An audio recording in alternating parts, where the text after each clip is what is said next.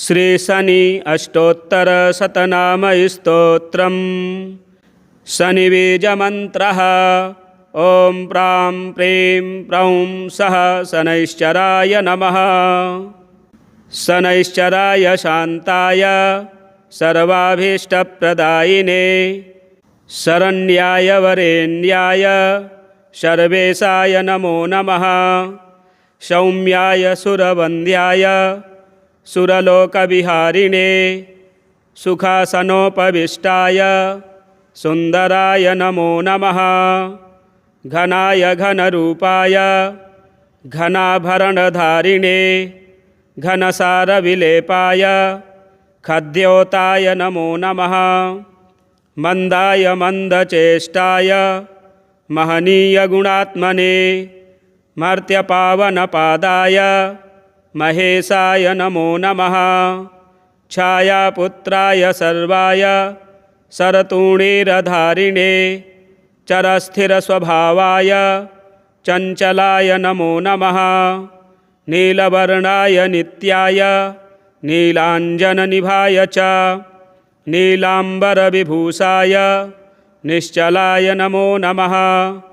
वेद्याय विधिरूपाय विरोधाधारभूमये भेदास्पदस्वभावाय वज्रदेहाय ते नमः। वैराग्यदाय वीराय वीतरोगभयाय च विपत्परम्परेशाय विश्ववन्द्याय ते नमः। गृध्नवाहाय गूढाय कूर्माङ्गाय कुरूपिणे कुत्सिताय गुणाढ्याय गोचराय नमो नमः। अविद्यामूलनाशाय विद्यास्वरूपिणे आयुष्यकारणाय अपदुद्धर्ते च नमो नमः।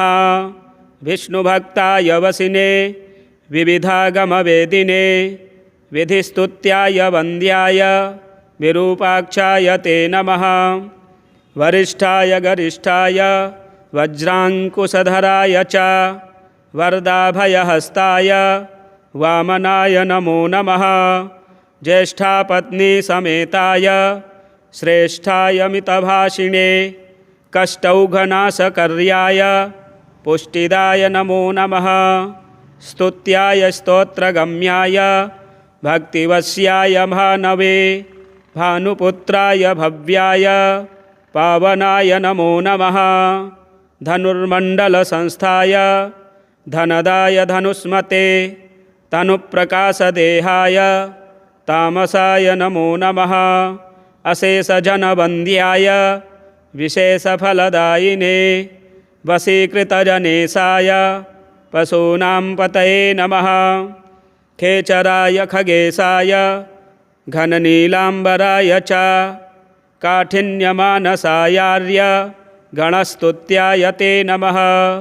नीलक्षत्राय नित्याय निर्गुणाय गुणात्मने निरामयाय निन्द्याय वन्दनीयाय ते नमः।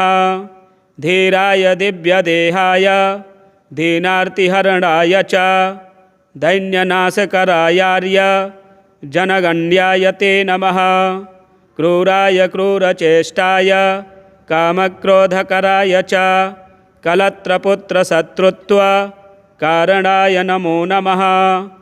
परिपोषितभक्ताय परभीतिहराय च भक्तसङ्घमनोभीष्ट फलदाय नमो नमः।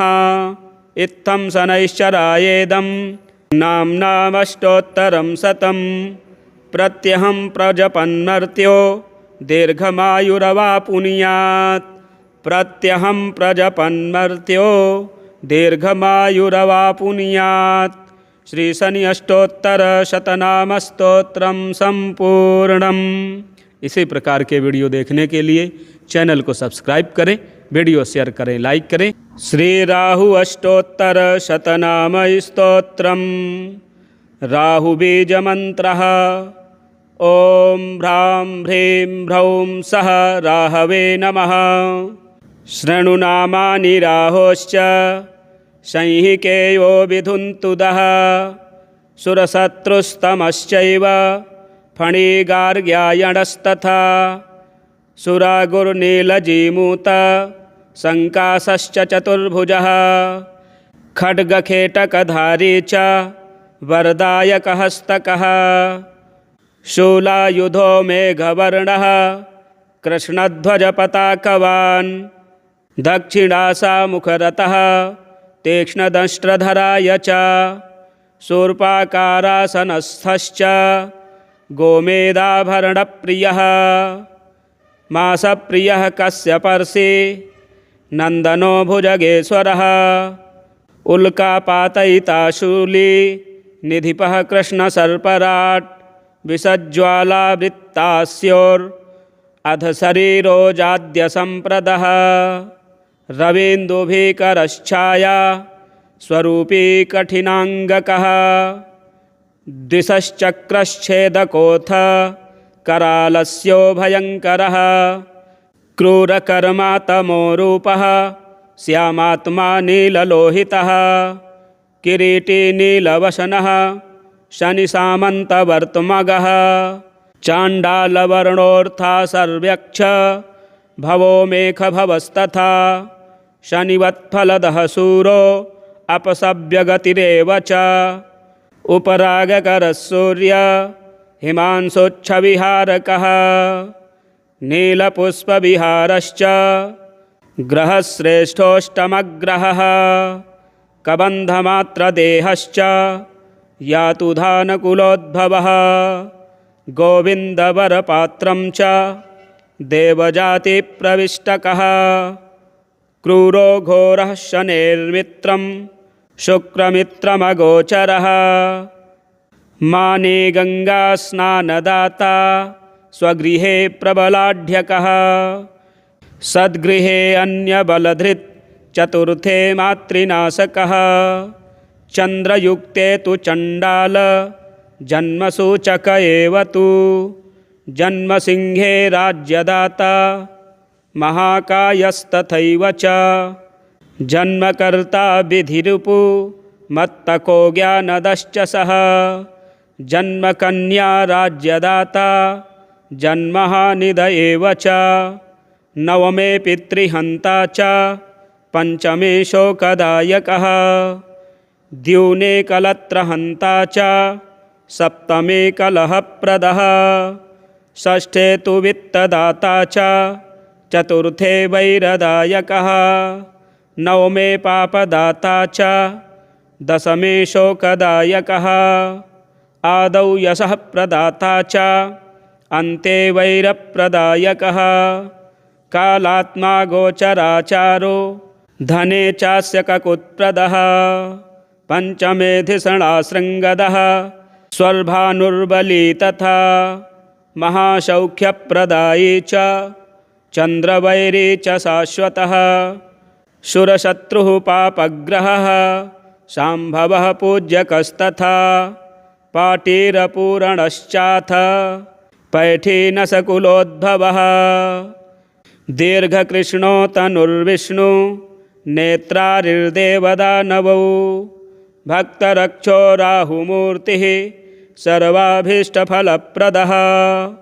एतद्राहुग्रहस्योक्तं नाम्नामष्टोत्तरं शतं श्रद्धया यो जपेन्नित्यं मुच्यते सर्वसङ्कटात् सर्वसम्पत्करस्तस्य राहुरिष्टप्रदायकः सर्वसम्पत्करस्तस्य राहुरिष्टप्रदायकः राहु अष्टोत्तरशतनामस्तोत्रं सम्पूर्णम् श्रीनवग्रहस्तोत्रम् जपाकुसुमसङ्कासं काश्यपेयं महाद्युतिं तमोरिं सर्वपापघ्नं प्रणतोऽस्मि दिवाकरं दधिशङ्खतुषाराभं क्षीरोदार्णवसम्भवं नमामि शशिनं सोमं शम्भोर्मुकुटभूषणं धरणीगर्भसम्भूतं विद्युत्कान्तिसमप्रभं कुमारं शक्तिहस्तं तं मङ्गलं प्रणमाम्यहं प्रियङ्गुकलिकाश्यामं रूपेणा प्रतिमं बुधं सौम्यं सौम्यगुणोपेतं तं बुधं प्रणमाम्यहं।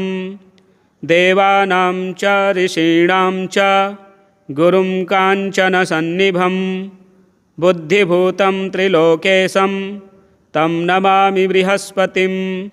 हिमकुन्दमृणालाभं दैत्यानां परमं गुरुं सर्वशास्त्रप्रवक्तारं भार्गवं प्रणमाम्यहं। नीलाञ्जनसमाभासं रविपुत्रं यमाग्रजं छायामार्तण्डसम्भूतं तं नमामि शनैश्चरम्। अर्धकायं महावीर्यं चन्द्रादित्यविमर्दनं सिंहिकागर्भसम्भूतं तं राहुं प्रणमाम्यहं।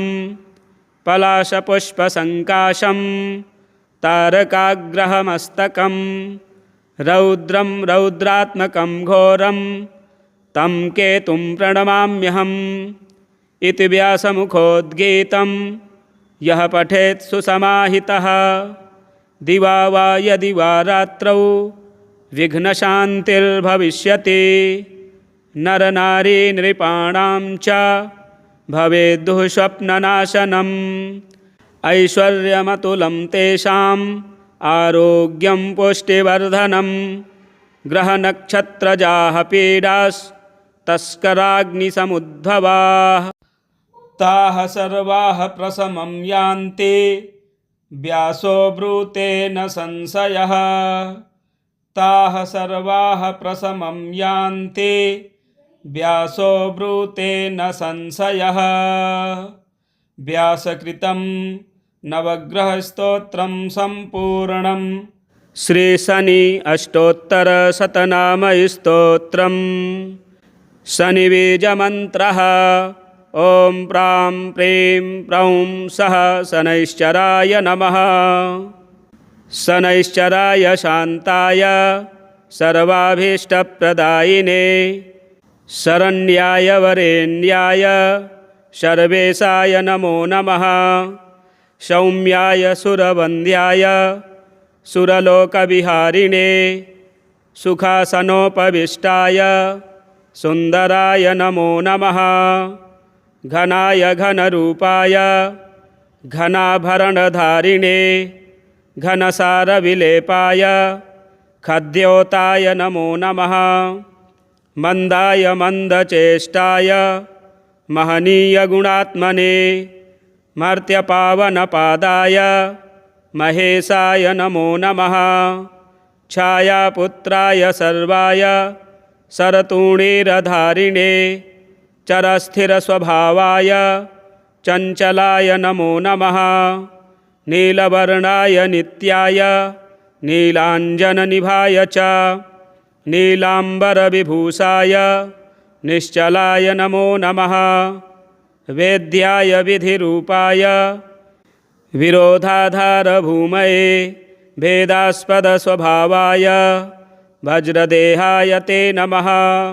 वैराग्यदाय वीराय वीतरोगभयाय च विपत्परम्परेशाय विश्ववन्द्याय ते नमः।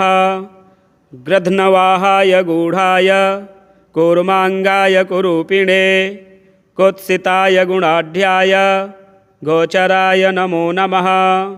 अविद्यामूलनाशाय विद्यास्वरूपिणे आयुष्यकारणाय अपदुद्धर्ते च नमो नमः।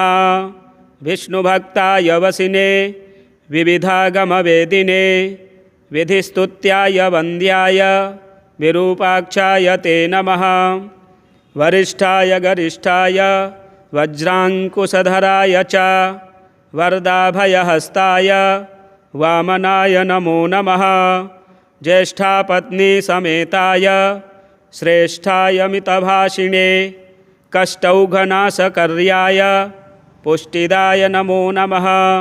स्तुत्याय स्तोत्रगम्याय भक्तिवश्याय भानवे भानुपुत्राय भव्याय पावनाय नमो नमः। धनुर्मण्डलसंस्थाय धनदाय धनुष्मते तनुप्रकाशदेहाय तामसाय नमो नमः। अशेषजनवन्द्याय विशेषफलदायिने वशीकृतजनेशाय पशूनां पतये नमः। खेचराय खगेशाय घननीलाम्बराय च काठिन्यमानसायार्य गणस्तुत्याय ते नमः। नीलक्षत्राय नित्याय निर्गुणाय गुणात्मने निरामयाय निन्द्याय वन्दनीयाय ते नमः। धीराय दिव्यदेहाय दीनार्तिहरणाय च दैन्यनाशकरायार्य जनगण्याय ते नमः।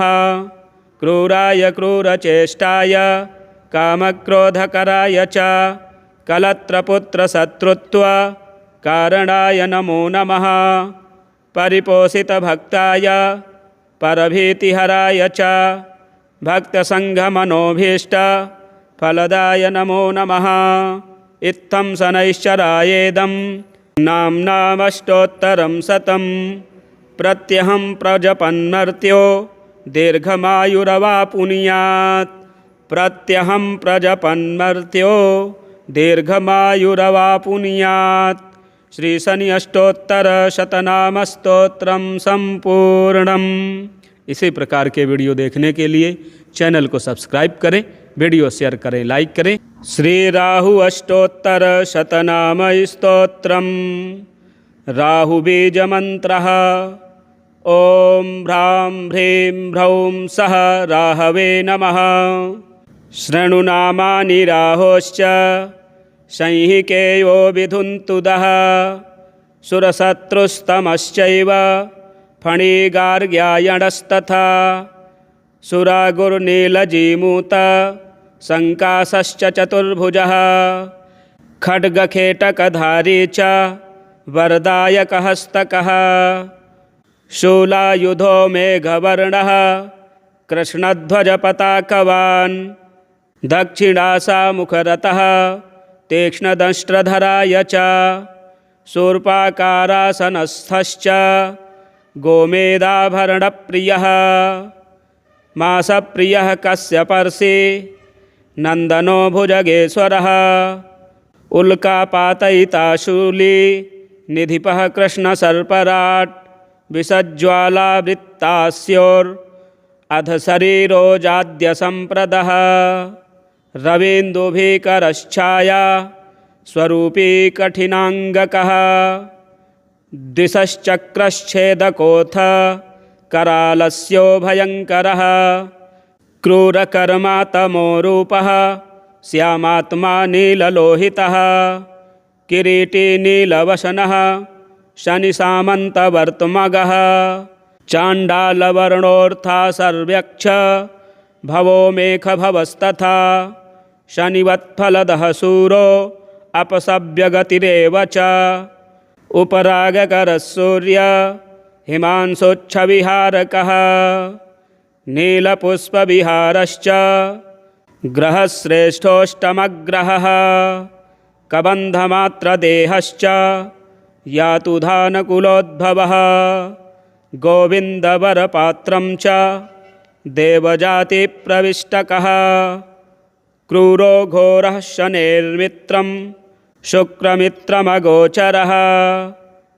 माने गङ्गास्नानदाता स्वगृहे प्रबलाढ्यकः। सद्गृहे अन्यबलधृत् चतुर्थे मातृनाशकः। चन्द्रयुक्ते तु चण्डाल जन्मसूचक एव तु। जन्मसिंहे राज्यदाता महाकायस्तथैव च। जन्मकर्ता विधिरुपु मत्तको ज्ञानदश्च सः। जन्मकन्या राज्यदाता जन्महानिद एव च। नवमे पितृहन्ता च पंचमे शोकदायकः। द्यूने कलत्रहन्ता च सप्तमे कलहप्रदः। षष्ठे तु वित्तदाता च चतुर्थे वैरदायकः। नवमे पापदाता च दशमे शोकदायकः। आदौ यशः प्रदाता च अन्ते वैरप्रदायकः।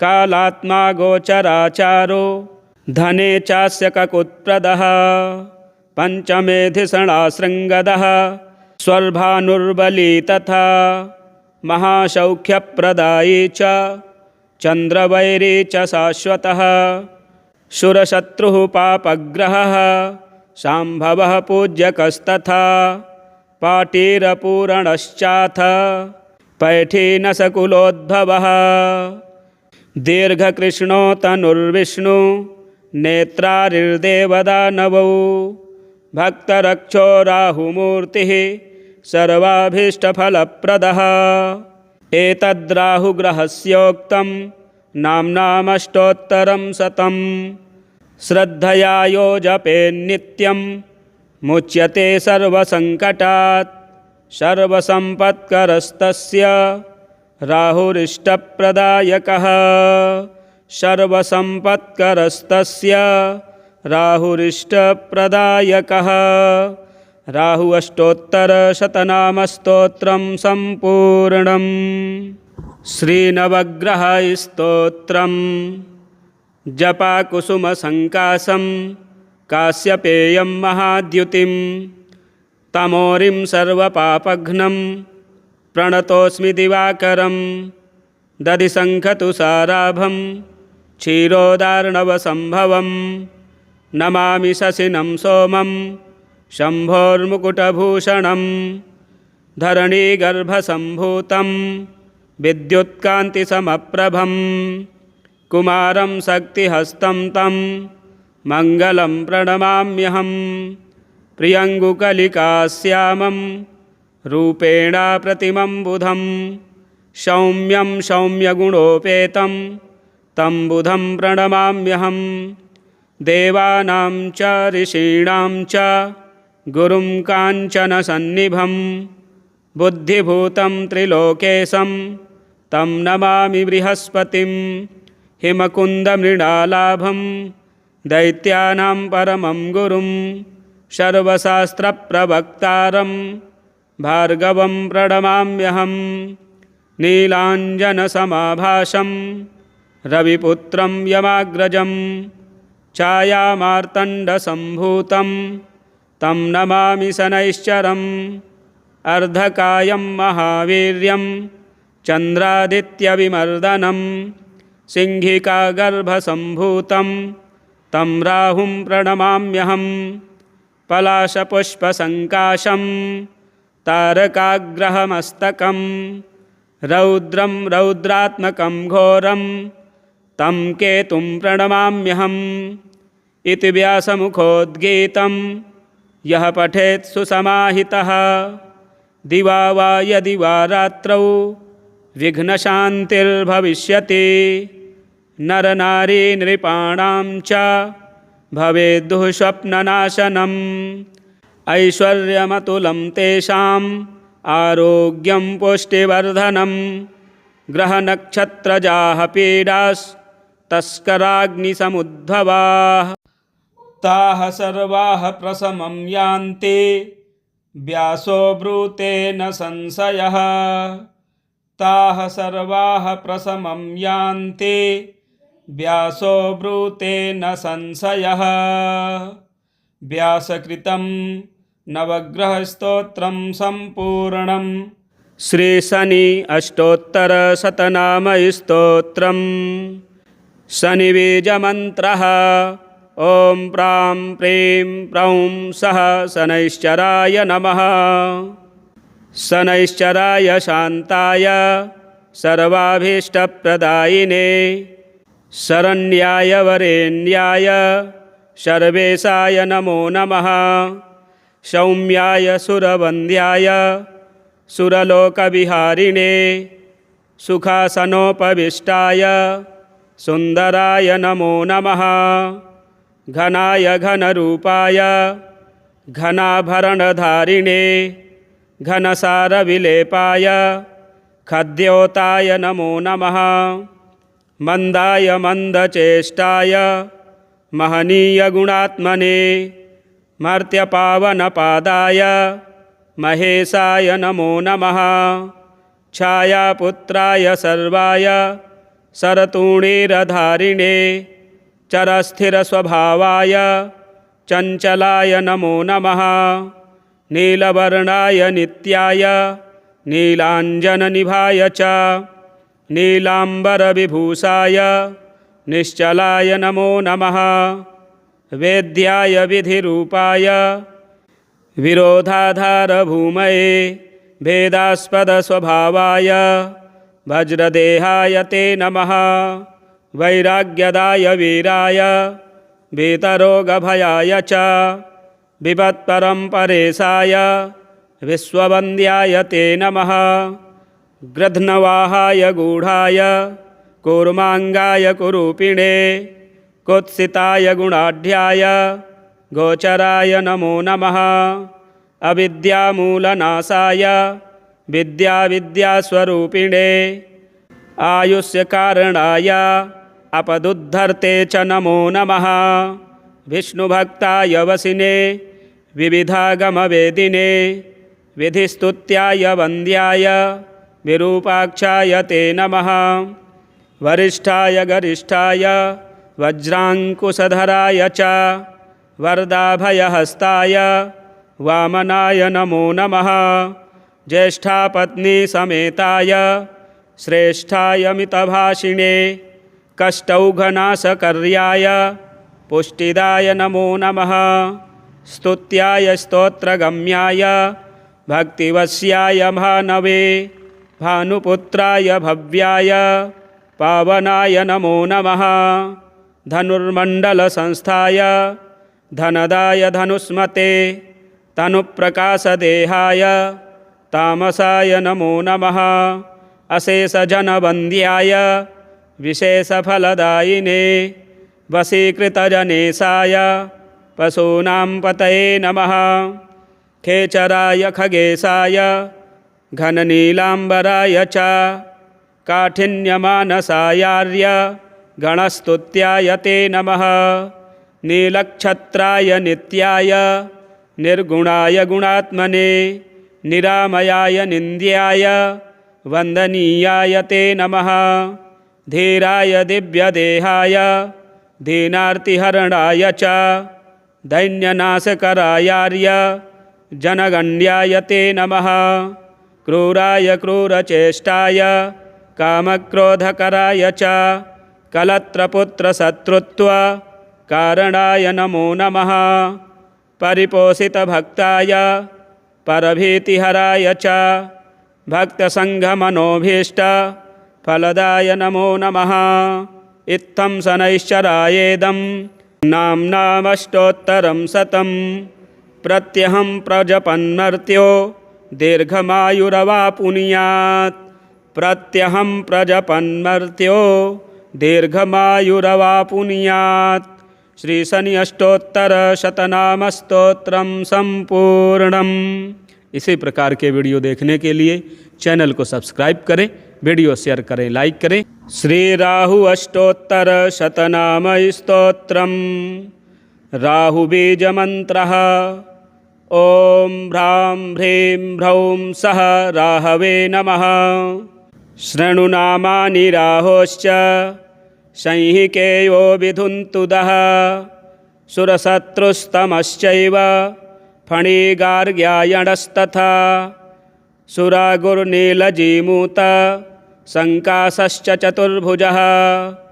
खड्गखेटकधारी च वरदायकहस्तकः। शूलायुधो मेघवर्णः कृष्णध्वजपताकवान्। दक्षिणासामुखरतः तीक्ष्णदंष्ट्रधराय च। शूर्पाकारासनस्थश्च गोमेदाभरणप्रियः। मासप्रियः कश्यपर्षि नन्दनो भुजगेश्वरः। उल्कापातयिता शूली निधिपः कृष्णसर्पराट्। विसज्ज्वालावृत्तास्योर्अधशरीरोजाद्यसम्प्रदः। रवीन्दुभीकरश्छाया स्वरूपी कठिनाङ्गकः। द्विषश्चक्रश्छेदकोऽथ करालस्यो भयङ्करः।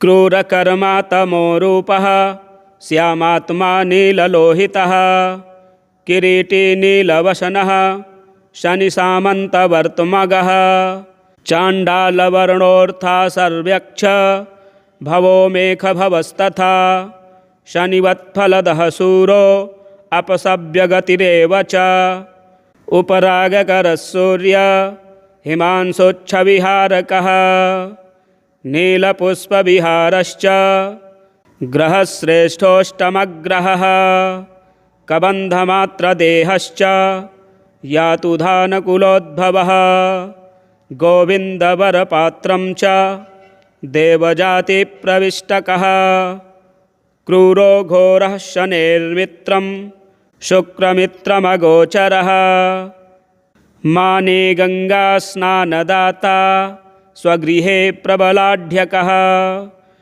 सद्गृहे अन्यबलधृत् चतुर्थे मातृनाशकः चन्द्रयुक्ते तु चण्डाल जन्मसूचक एव तु जन्मसिंहे राज्यदाता महाकायस्तथैव च जन्मकर्ता विधिरुपु मत्तको ज्ञानदश्च सः जन्मकन्या राज्यदाता जन्महानिद एव च नवमे पितृहन्ता च पंचमे शोकदायकः द्यूने कलत्रहन्ता च सप्तमे कलहप्रदः षष्ठे तु वित्तदाता च चतुर्थे वैरदायकः नवमे पापदाता च दशमे शोकदायकः आदौ यशः प्रदाता च अन्ते वैरप्रदायकः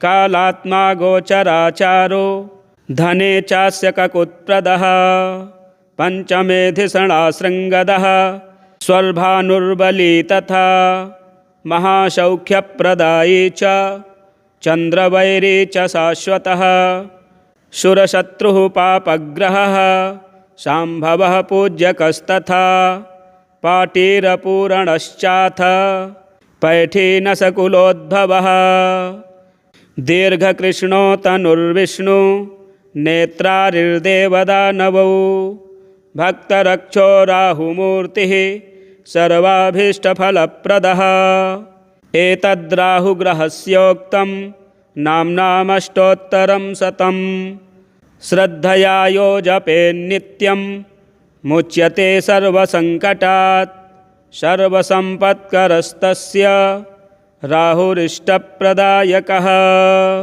सर्वसम्पत्करस्तस्य राहुरिष्टप्रदायकः राहु अष्टोत्तरशतनामस्तोत्रं सम्पूर्णम् श्रीनवग्रहस्तोत्रम् जपाकुसुमसङ्कासं काश्यपेयं महाद्युतिं तमोरिं सर्वपापघ्नं प्रणतोऽस्मि दिवाकरं दधिशङ्खतुषाराभं क्षीरोदार्णवसम्भवं नमामि शशिनं सोमं शम्भोर्मुकुटभूषणं धरणीगर्भसम्भूतं विद्युत्कान्तिसमप्रभं कुमारं शक्तिहस्तं तं मङ्गलं प्रणमाम्यहं प्रियङ्गुकलिकाश्यामं रूपेण प्रतिमं बुधं सौम्यं सौम्यगुणोपेतं तं बुधं प्रणमाम्यहं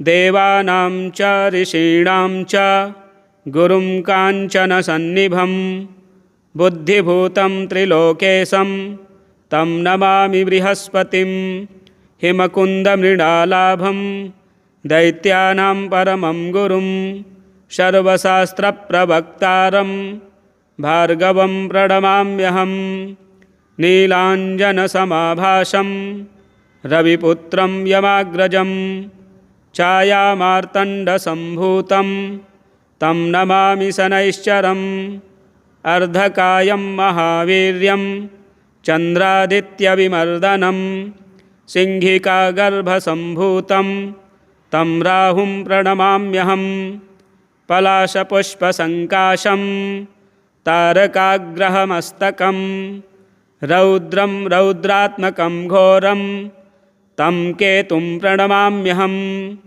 इति व्यासमुखोद्गीतं यः पठेत् सुसमाहितः दिवा वा यदि वा रात्रौ विघ्नशान्तिर्भविष्यति नरनारी नृपाणां च भवेद्दुः स्वप्ननाशनम् ऐश्वर्यमतुलं तेषाम् आरोग्यं पुष्टिवर्धनम् ग्रहनक्षत्रजाः पीडास्तस्कराग्निसमुद्भवाः ताः सर्वाः प्रशमं यान्ति व्यासो ब्रूते न संशयः ताः सर्वाः प्रशमं यान्ति व्यासो ब्रूते न संशयः व्यासकृतं नवग्रहस्तोत्रं सम्पूर्णम् श्रीशनि अष्टोत्तरशतनामस्तोत्रम् शनिबीजमन्त्रः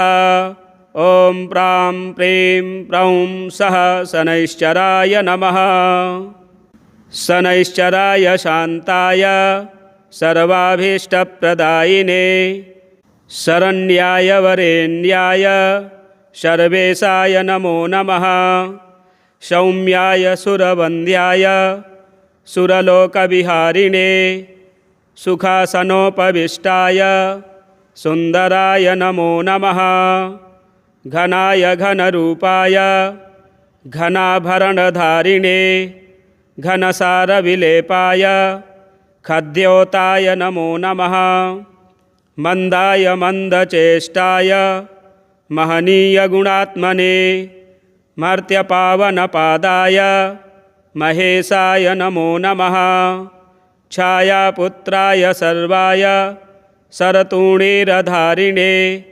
चरस्थिरस्वभावाय चञ्चलाय नमो नमः नीलवर्णाय नित्याय नीलाञ्जननिभाय च नीलाम्बरविभूषाय निश्चलाय नमो नमः वेद्याय विधिरूपाय विरोधाधारभूमये भेदास्पदस्वभावाय वज्रदेहाय ते नमः वैराग्यदाय वीराय वीतरोगभयाय च विपत्परम्परेशाय विश्ववन्द्याय ते नमः गृध्नवाहाय गूढाय कूर्माङ्गाय कुरूपिणे कुत्सिताय गुणाढ्याय गोचराय नमो नमः अविद्यामूलनाशाय विद्यास्वरूपिणे आयुष्यकारणाय अपदुद्धर्ते च नमो नमः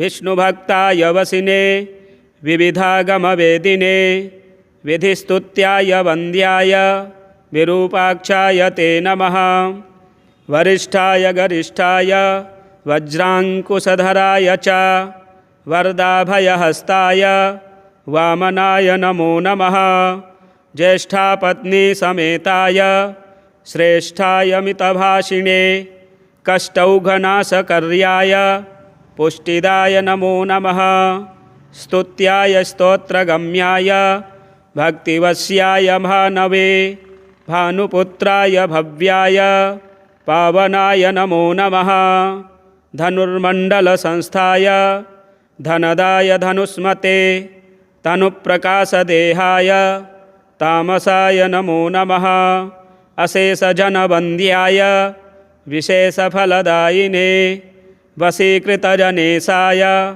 पशूनां पतये नमः खेचराय खगेशाय घननीलाम्बराय च काठिन्यमानसायार्य गणस्तुत्याय ते नमः नीलक्षत्राय नित्याय निर्गुणाय गुणात्मने निरामयाय निन्द्याय वन्दनीयाय ते नमः धीराय दिव्यदेहाय दीनार्तिहरणाय च दैन्यनाशकरायार्य जनगण्याय ते नमः क्रूराय क्रूरचेष्टाय कामक्रोधकराय च कलत्रपुत्रशत्रुत्व कारणाय नमो नमः परिपोषितभक्ताय परभीतिहराय च भक्तसङ्घमनोभीष्ट फलदाय नमो नमः इत्थं शनैश्चरायेदं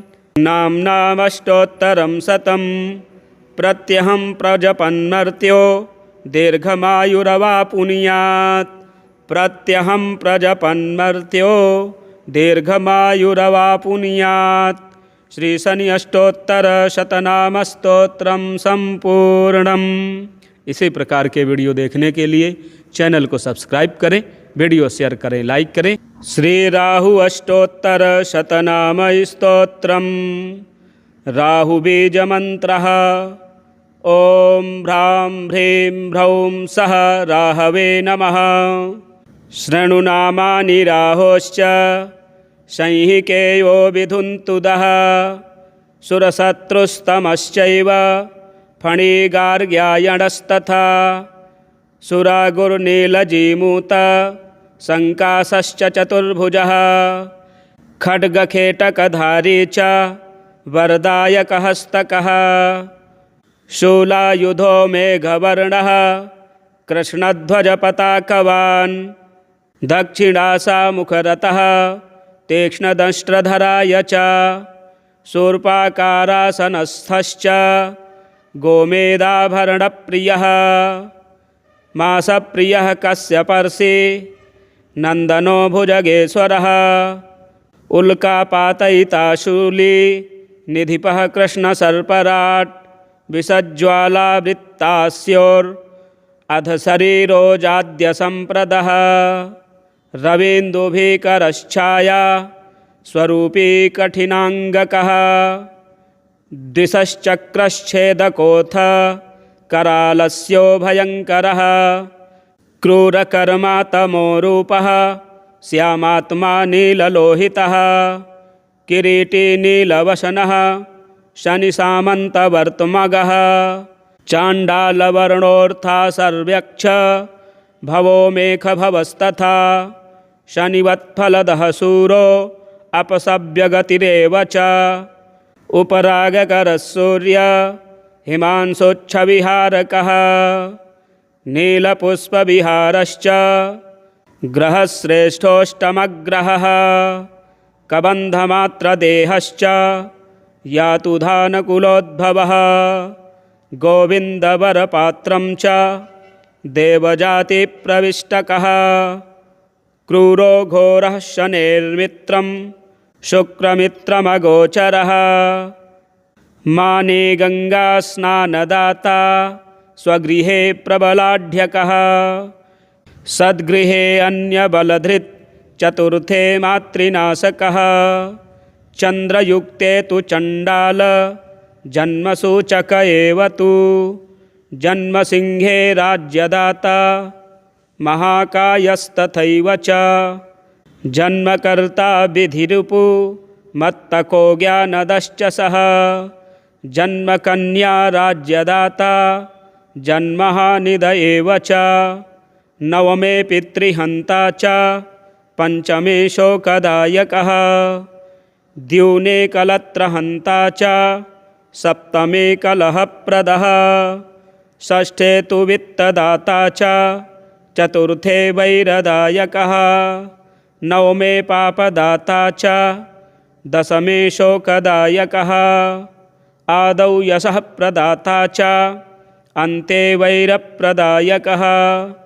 कालात्मा गोचराचारो धने चास्य ककुत्प्रदः। पंचमे धिषणाशृङ्गदः स्वर्भानुर्बली तथा।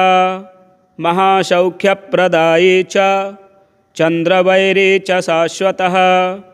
शूरशत्रुः पापग्रहः शाम्भवः पूज्यकस्तथा। पाटीरपूरणश्चाथ पैठीनसकुलोद्भवः। दीर्घकृष्णो तनुर्विष्णु नेत्रारिर्देवदानवौ। भक्तरक्षो राहुमूर्तिः सर्वाभीष्टफलप्रदः। एतद्राहुग्रहस्योक्तं नाम्नामष्टोत्तरं शतं। श्रद्धया यो जपेन्नित्यं मुच्यते सर्वसङ्कटात्। सर्वसम्पत्करस्तस्य राहुरिष्टप्रदायकः। सर्वसम्पत्करस्तस्य राहुरिष्टप्रदायकः। राहु अष्टोत्तरशतनामस्तोत्रं सम्पूर्णम्।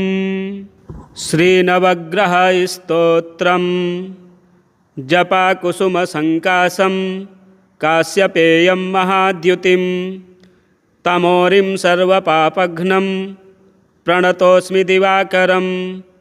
दधिशङ्खतुषाराभं क्षीरोदार्णवसम्भवं नमामि शशिनं सोमं शम्भोर्मुकुटभूषणं। धरणीगर्भसम्भूतं विद्युत्कान्तिसमप्रभं कुमारं शक्तिहस्तं तं मङ्गलं प्रणमाम्यहम्।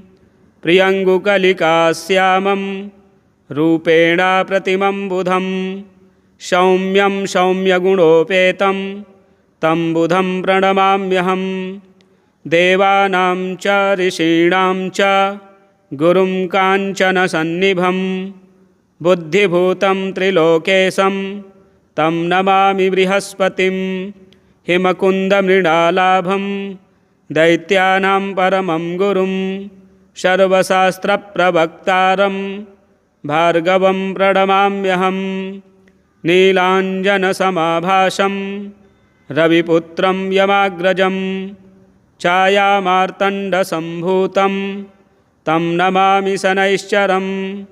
अर्धकायं महावीर्यं चन्द्रादित्यविमर्दनं सिंहिकागर्भसम्भूतं तं राहुं प्रणमाम्यहम्।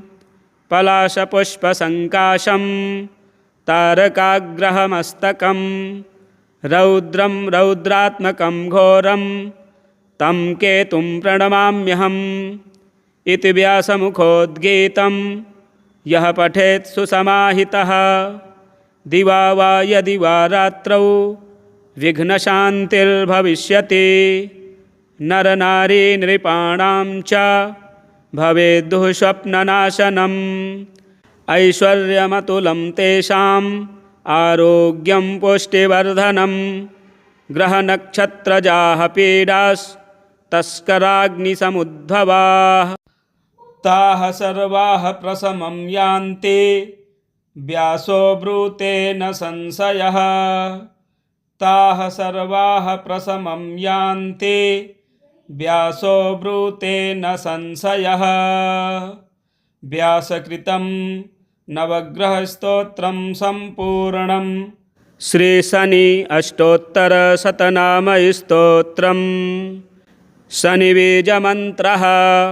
ॐ प्रां प्रीं प्रौं सः शनैश्चराय नमः।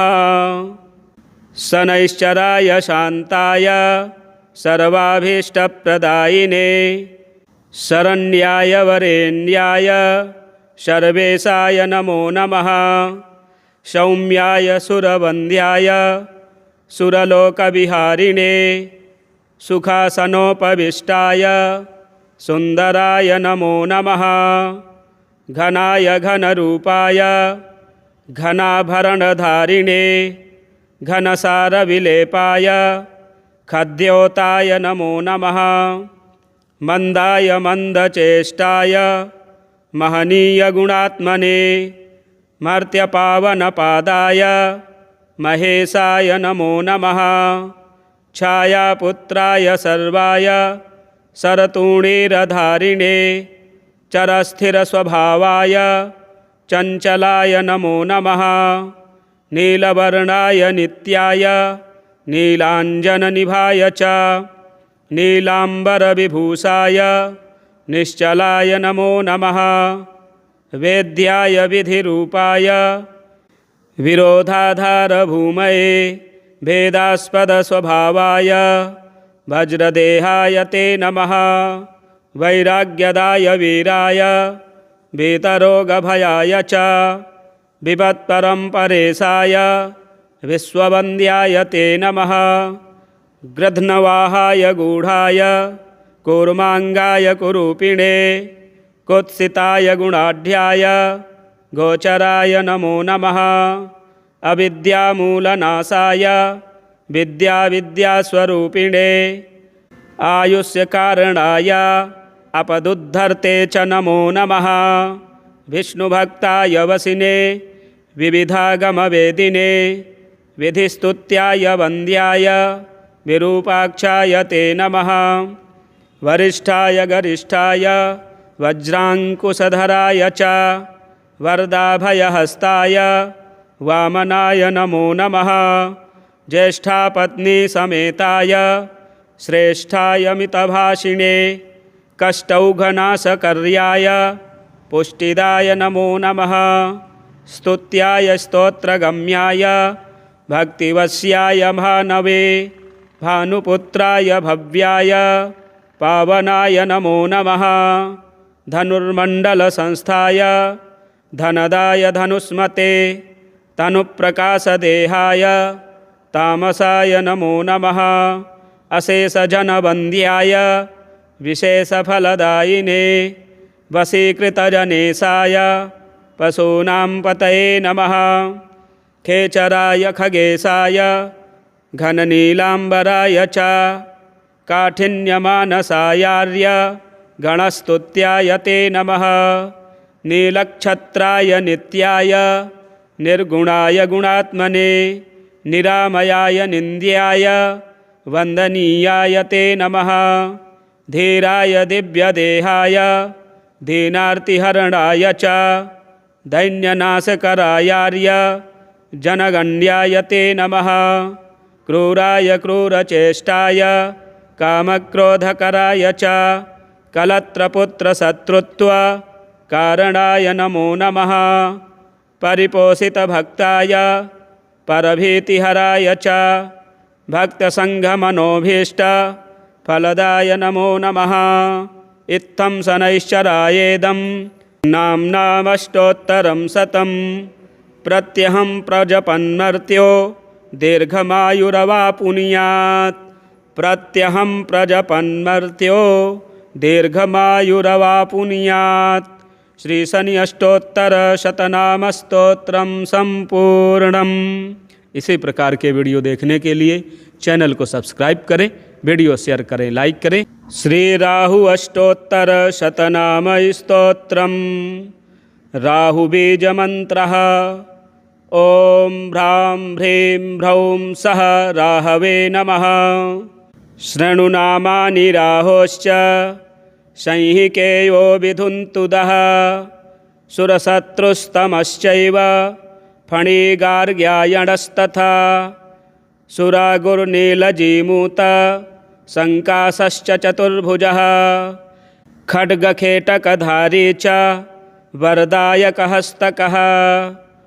शूलायुधो मेघवर्णः कृष्णध्वजपताकवान्। दक्षिणासामुखरतः तीक्ष्णदंष्ट्रधराय च शूर्पाकारासनस्थश्च गोमेदाभरणप्रियः।